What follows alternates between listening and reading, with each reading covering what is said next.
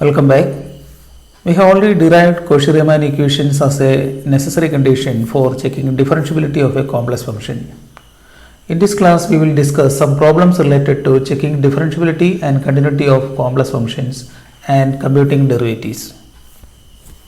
From the proof of Cauchy-Riemann equations or necessary condition for differentiability, we can find the derivative of the function, complex function f z in two different ways.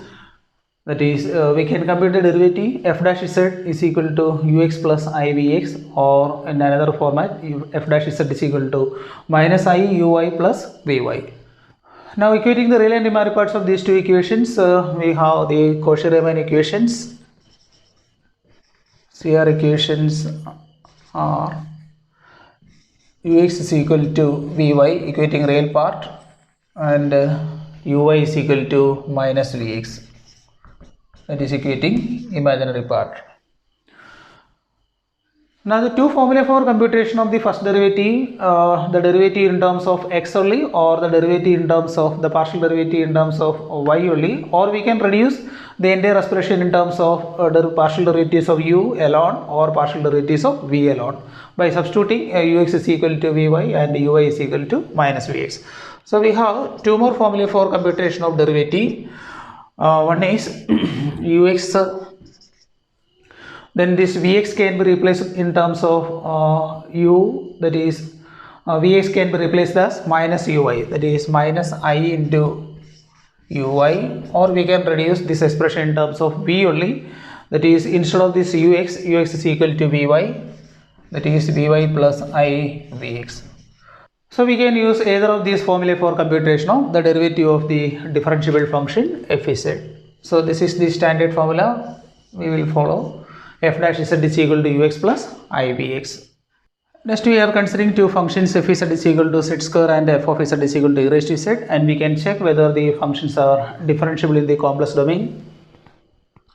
So first we consider the complex function f z is equal to z square. We are separating the real and imaginary parts of this complex function f z equal to z square, that is x plus iy the whole square is equal to real part x square minus y square plus I into 2xy. So this is of the form u of xy plus I into v of xy, or this is of the form u plus iv.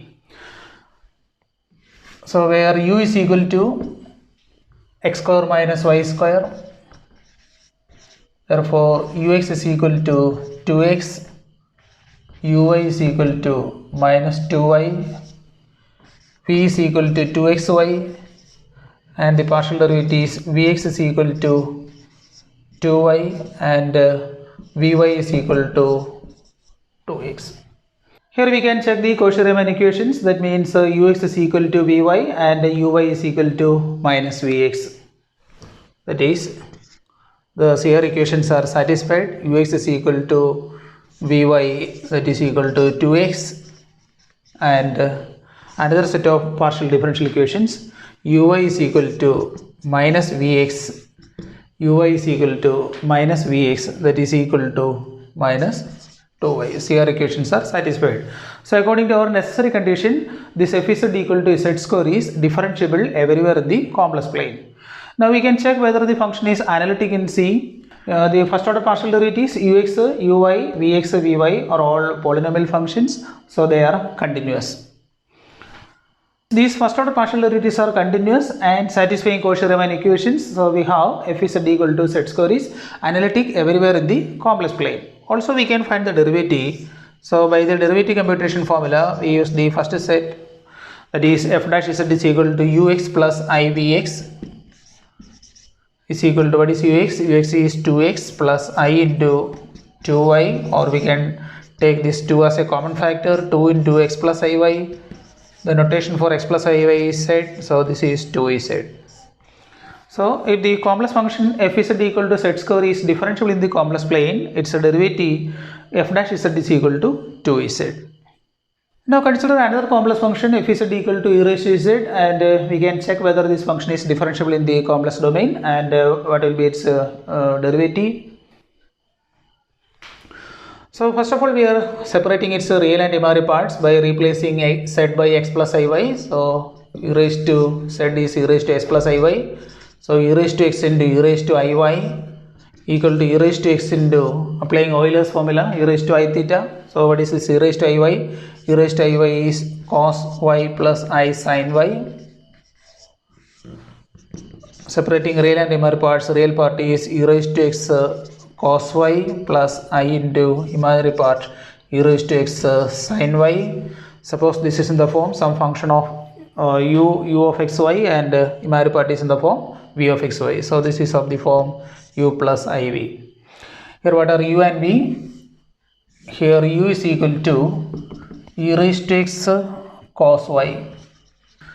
Ux equal to e raised to x cos y, and uy is equal to partial derivative of e raised to x cos y is minus e raised to x sin y, minus e raised to x sin y, and v is equal to e raised to x sin y.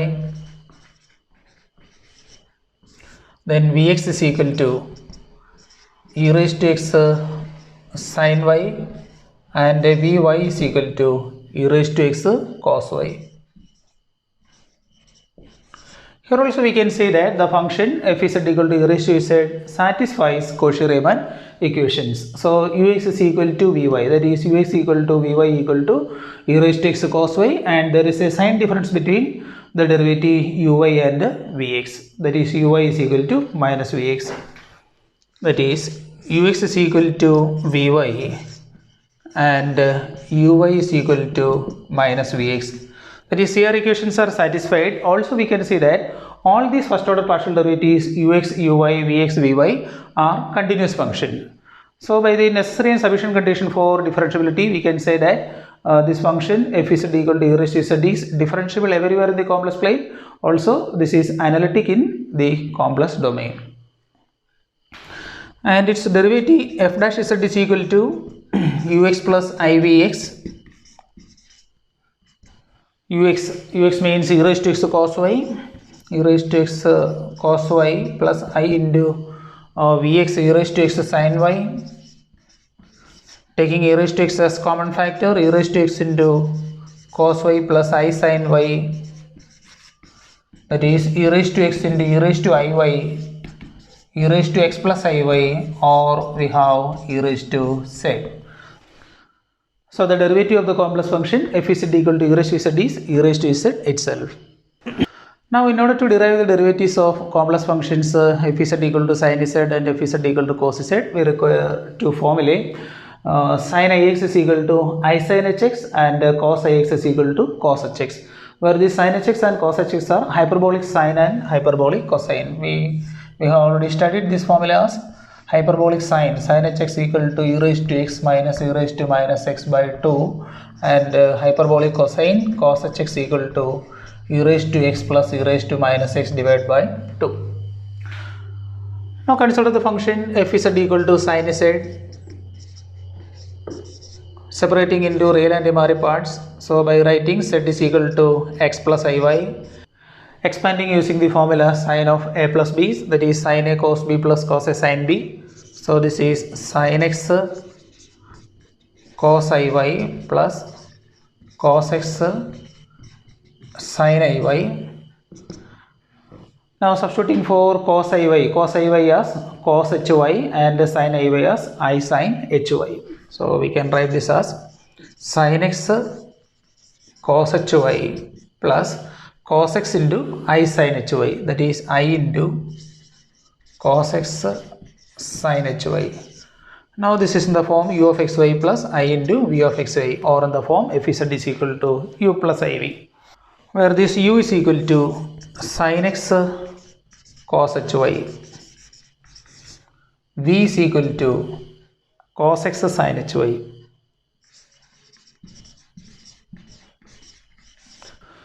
From the definition of hyperbolic sine and hyperbolic cosine, we can say that if we differentiate this sin hx with respect to x, we get the next function. Derivative of e raised to x minus e raised to minus x by 2 becomes e raised to x plus e raised to minus x by 2. That is, derivative of sin hx is cos hx, and similarly we can show that derivative of this cos hx becomes sin hx. So using that formula, we can find the first order partial derivatives of u and v as ux is equal to derivative of sin x cos hy with respect to x, that is cos x cos hy, and uy is equal to derivative of sin x cos hy with respect to y, that is sin x sin hy.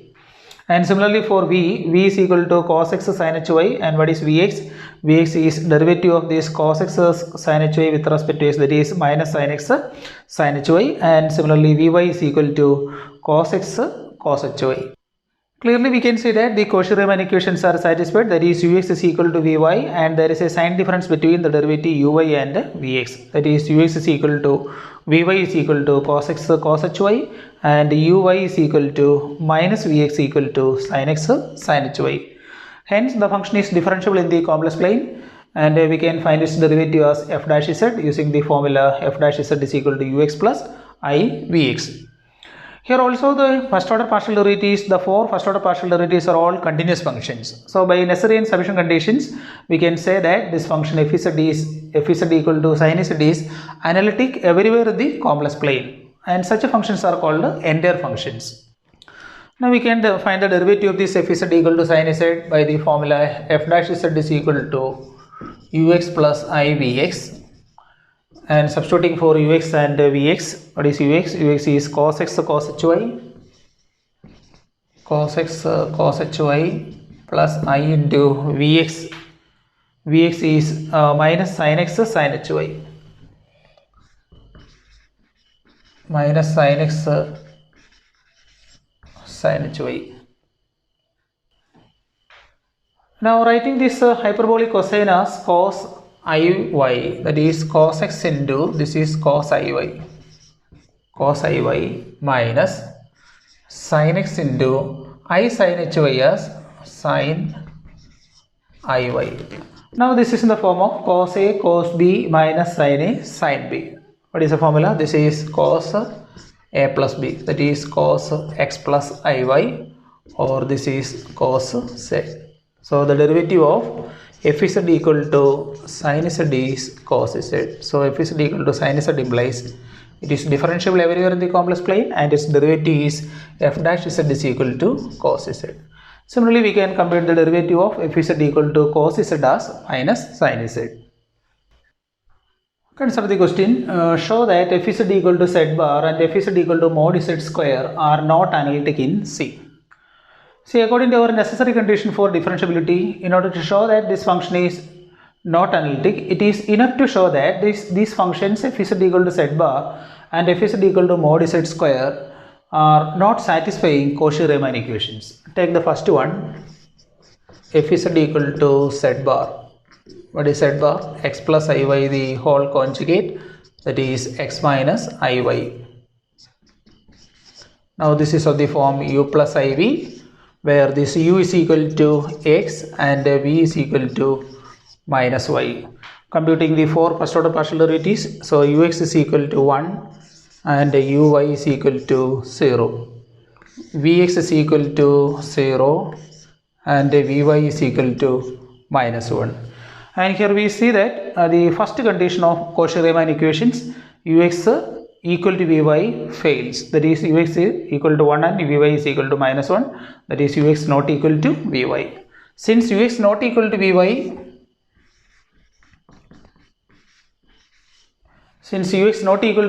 we can say that the function f is equal to z bar is not differentiable in the complex plane. Since it is not differentiable, it cannot be analytic in C. Now consider the second function f is equal to mod z square.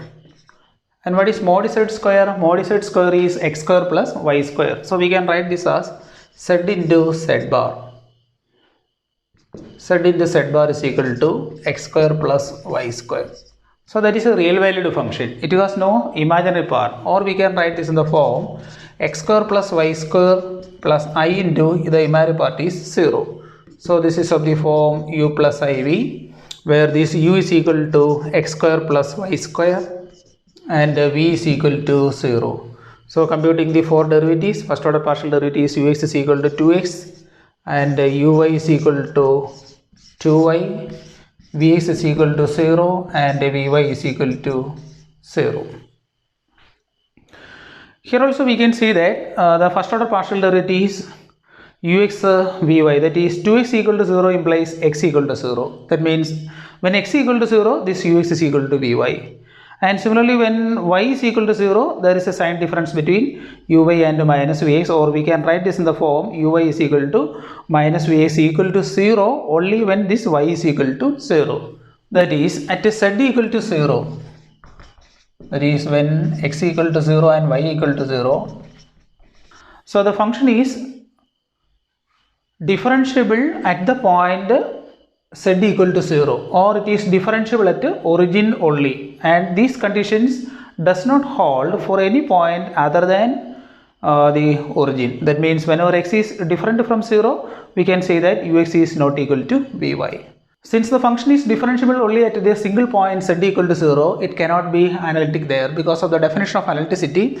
And definition of analyticity says that if it is differentiable in a single point, it must be differentiable in the some neighborhood of that point also. Since here the function f is equal to mod z square is not differentiable in every neighborhood of origin, it cannot be analytic at origin. Or in general, we can say that this function is f is equal to mod z square is nowhere analytic in complex plane. Next, we have a very good example of satisfying Cauchy-Riemann equations does not imply the differentiability of a function. And we have proved that if f is differentiable in the complex plane, it must satisfy the Cauchy-Riemann equation. Here is a counter example. Cauchy-Riemann equation satisfied at origin does not imply that the function is differentiable at that point. The function f is equal to square root of modulus of xy. Suppose this is in the form u plus iv, where u is the real part, square root of modulus of xy, and v is the imaginary part. Here no imaginary part, so we can take imaginary part as 0. Now, in order to prove that Cauchy-Riemann equations are satisfied at the origin, that means the partial differential equations hold at x equal to 0 and y equal to 0. Now, by definition of partial derivative ux of x comma y, what is the definition of the partial derivative ux of x comma y? So, we have limit as delta x tends to 0. So, this is the rate of change of the function u with respect to x, that is u of x plus delta x comma y minus u of xy the whole divided by delta x. Therefore, if you are evaluating the partial derivative ux at the origin, then what happens? Ux of 0, 0 is equal to limit as delta x tends to 0. Now, substituting every x is equal to 0 and y is equal to 0, this becomes limit delta x tends to 0, u of delta x comma 0 minus u of 0, 0 the whole divided by delta x. Now, we can use this formula for checking the first order partial derivative at origin. That is equal to limit delta x tends to 0, substituting the function values u of delta x 0 and u of 0, 0. And what is u of 0, 0 at origin? U of 0, 0 means we are replacing x by 0 and y by 0. So, the u of 0, 0 part will be 0. And u of delta x comma 0 means since we are replacing this y coordinate by 0, u of delta x comma 0 is also 0. So, this is 0 minus 0 divided by delta x. So, this answer equal to 0. Now, from this formula, we can write the expression for uy of 0, 0, the partial derivative of u with respect to y at origin. That is, uy of 0, 0 means this is limit as delta y tends to 0, u of 0 comma delta y minus u of 0, 0 the whole divided by delta y. Now, substituting the function value. And what is u of 0 comma delta y? Because our u is square root of mod xy and we are substituting for x equal to 0. This part becomes 0 and u of 0, 0 is already 0 divided by delta y, that is equal to 0. Similarly, our vx evaluated at origin, vx at origin is limit delta x tends to 0, v of delta x comma 0 minus v of 0, 0 the whole divided by delta x, because the function v is identically 0, so this value is 0 by delta x, so that is 0. And vy of 0, 0 limit delta y tends to 0, v of 0 comma delta y minus v of 0 0 the whole divided by delta y. This is also 0 because the function v is identically 0.